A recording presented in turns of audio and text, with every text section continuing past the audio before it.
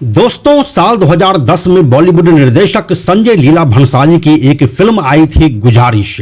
इस फिल्म में lead actor Hrithik Roshan थे, जो कि एक पैरालाइज्ड जादूगर की भूमिका निभा रहे थे और अपनी जिंदगी से तंग आकर वह अदालत से इच्छा मृत्यु पाना चाहते थे, लेकिन अदालत ने उसे इस चीज की परमिशन नहीं दी थी। आमतौर पर ऐसा कहा जाता है कि जो फिल्मों में होता है वो वास्तविक दुनिया में कहीं नहीं होता, लेकिन यहाँ पर इसके उलट ही कुछ देखने को मिला जब भारत के सुप्रीम कोर्ट ने 31 साल के हरीश राणा को इच्छा मृत्यु की मंजूरी दे दी। आखिर क्यों हरीश राणा के माता पिता के सामने सुप्रीम कोर्ट को मजबूर होना पड़ा? क्या भारत की सरकार अपने एक एबनॉर्मल नागरिक का ख्याल नहीं रख सकती थी? दुनिया भर में चैरिटी करने वाले भारत के खरबपति आखिर एक इंसान की जिंदगी की जिम्मेदारी क्यों नहीं उठा पाए? आजाद भारत के इतिहास में हरीश राणा का केस आखिर क्यों एक मिसाल बनने जा रहा है? आइए आपको बताते हैं पूरी कहानी आज के इस वीडियो में। हेलो एंड नमस्कार, मेरा नाम है प्रशांत और आप देख रहे हैं बेजोड़जोड़ा.com का यूट्यूब चैनल। दोस्तों, सबसे पहले हम आपको हरीश राणा के बारे में बता देते हैं, जिससे आपको इस वीडियो का पूरा कॉन्टेक्स्ट समझ में आ जाएगा। इसके बाद हम भारत सरकार की नैतिकता और अदालत के मजबूरी के बारे में भी आपको बताएंगे। तो हम आपको बताते चलें कि भारत की राजधानी नई दिल्ली में जन्मे हरीश राणा चंडीगढ़ की पंजाब यूनिवर्सिटी से बीटेक कर रहे थे। साल 2013 में आखिरी सेमेस्टर की पढ़ाई के दौरान वह रक्षाबंधन के दिन अपनी बहन से फोन पर बात कर रहे थे और इसी दौरान वह हॉस्टल की चौथी मंजिल से नीचे गिर गए। इस हादसे के बाद उनके पूरे शरीर में लकवा मार गया और वह कोमा में चले गए। उसी समय से न वह बोल पा रहे हैं और न ही किसी चीज को महसूस कर पा रहे हैं। हरीश राणा का इलाज करने वाले डॉक्टरों ने हरीश को क्वाड्रिप्लीजिया नाम की गंभीर बीमारी से पीड़ित बताया है। इस स्थिति में मरीज फीडिंग ट्यूब और वेंटिलेटर के सहारे जिंदा रहता है। फीडिंग ट्यूब का मतलब यह हुआ कि अब वह मुंह से नहीं खा पाएगा और उसे एक नली के सहारे भोजन दिया जाएगा। उन्हीं डॉक्टरों के मुताबिक इसमें ठीक होने की संभावना लगभग नहीं के बराबर होती है। साल 2013 से यानी कि पिछले 13 सालों से लगातार बिस्तर पर पड़े रहने की वजह से हरीश राणा के शरीर पर बेड सोर यानी कि गहरे घाव भी हो गए हैं और समय के साथ उनकी हालत और ज्यादा ही बिगड़ती जा रही थी।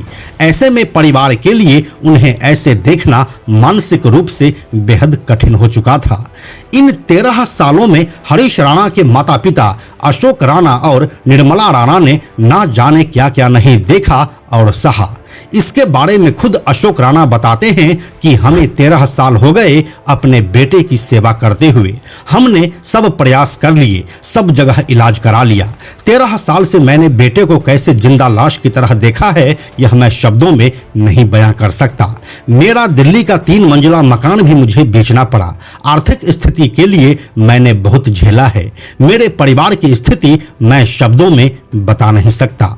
अब जब माननीय सुप्रीम कोर्ट का फैसला आया है तो हम इसमें कुछ नहीं कह सकते हैं। उम्मीद है कि हमने जो मांग की थी सुप्रीम कोर्ट उसी के अनुसार दिल्ली एम्स के डॉक्टरों की टीम के साथ इसमें आगे की प्रक्रिया शुरू करेगी। हम आपको बताते चलें कि अशोक राणा ने 3 साल पहले दिल्ली हाई कोर्ट में बेटे की इच्छा मृत्यु की याचिका दायर की थी, जो सुप्रीम कोर्ट तक चला गया और आखिरकार वहां से फैसला अशोक राणा के हक में आया। सुप्रीम कोर्ट ने 11 मार्च 2026 को इच्छा मृत्यु मामले में एक ऐतिहासिक फैसला सुनाया। कोर्ट ने 13 साल से कोमा में रह रहे 31 साल के युवक हरीश राणा को इच्छा मृत्यु यानी कि पैसिव यूथनेशिया की मंजूरी दे दी। दोस्तों, अपने देश में इस तरह का यह पहला मामला है। जस्टिस जेबी पारदीवाला और जस्टिस केवी विश्वनाथन की बेंच ने एम्स को निर्देश दिया कि हरीश के लाइफ सपोर्ट सिस्टम को चरणबद्ध तरीके से हटाया जाए। यह प्रोसेस इस तरह से की जानी चाहिए कि मरीज की गरिमा बनी रहे। दोस्तों, यहाँ पर हम आपको यह बताते चलें कि इच्छा मृत्यु दो तरह से दी जाती है, एक एक्टिव यूथनेशिया और दूसरा पैसिव यूथनेशिया। अब पैसिव यूथनेशिया में क्या होता है कि इसमें मरीज का इलाज या लाइफ सपोर्ट जैसे कि वेंटिलेटर, फीडिंग ट्यूब या दवाइयां रोक दी जाती है, जिससे कि उसकी मौत प्राकृतिक रूप से हो सके। इसमें डॉक्टर कोई नया काम नहीं करते हैं, सिर्फ इलाज बंद कर देते हैं और इसमें मौत का कारण बीमारी ही रहती है। जबकि एक्टिव यूथनेशिया में मरीज को मौत देने के लिए डॉक्टर दवाई या इंजेक्शन का इस्तेमाल करते हैं। भारत में यह गैर कानूनी है। अगर कोई जानबूझकर किसी मरीज को दवाई देकर मारता है तो BNS की धारा में हत्या के तहत आत्महत्या में इसे मदद माना जाएगा। दोस्तों, हरीश राणा के फैसले को देते हुए सुप्रीम कोर्ट ने यह भी कहा कि डॉक्टर का कर्तव्य मरीज का इलाज करना है, लेकिन जब मरीज के ठीक होने की कोई संभावना ना हो तो यह कर्तव्य उसी रूप में कायम नहीं रहता है।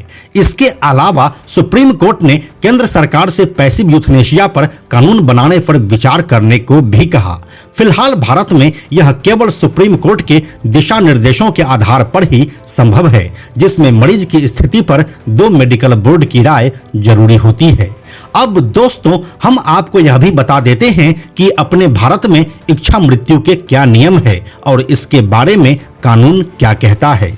तो हम आपको बताते चले कि साल 2005 में कॉमन कॉज नाम की एक NGO ने पैसिव यूथनेशिया यानी कि निष्क्रिय इच्छा मृत्यु के अधिकार की मांग करते हुए सुप्रीम कोर्ट में याचिका दायर की थी।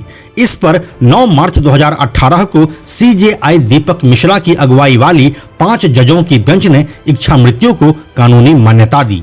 उस समय सुप्रीम कोर्ट ने कहा था, अगर किसी मरीज को लाइलाज बीमारी हो या वेजिटेटिव स्टेट में यानी लाइफ सपोर्ट सिस्टम पर ही जिंदा हो तो प्राकृतिक तरीके से मृत्यु के लिए उसका इलाज बंद किया जा सकता है।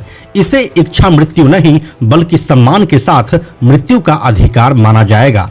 यह अधिकार संविधान के आर्टिकल 21 का हिस्सा है, जिसमें सम्मान से जीने के साथ सम्मान से मरने का अधिकार भी है। अब दोस्तों, एक बड़ा सवाल यहाँ पर यह भी है कि भले ही भारत में इच्छा मृत्यु की मंजूरी का कानून बन चुका है, लेकिन सच्चाई तो यही है ना कि कोई व्यक्ति सांस ले रहा है और अगर उस व्यक्ति का परिवार उसके मेडिकल बिल का खर्च नहीं उठा पा रहा है तो क्या सरकार यह खर्च नहीं उठा सकती है?